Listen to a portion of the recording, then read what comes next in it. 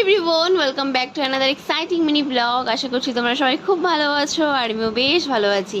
And আবারও চলে এসেছি তোমাদের সাথে নতুন একটা ভিডিও শেয়ার করতে। আশা করছি তোমাদের সবার ভিডিওটা দেখতে খুব ভালো লাগবে।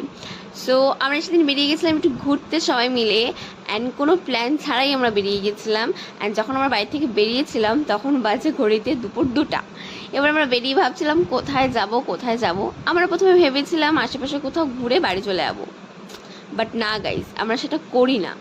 আমরা সেই এবার পাহাড়ের দিকেই যাই। আমরা চলে এসেছিলাম রোহিণীতে, যেখানে প্যারাগ্লাইডিং হয় সেই জায়গাটাতে, বাট সেটা বন্ধ থাকায় সেখানে দাঁড়িয়ে আমরা কিছুক্ষণ গল্প করছিলাম অ্যান্ড ভাবছিলাম আমরা কোথায় যাবো। আর তো ভাবছিলাম কার্শিয়াংই যাওয়া যাক, যেহেতু রোহিণীতে এসেছি।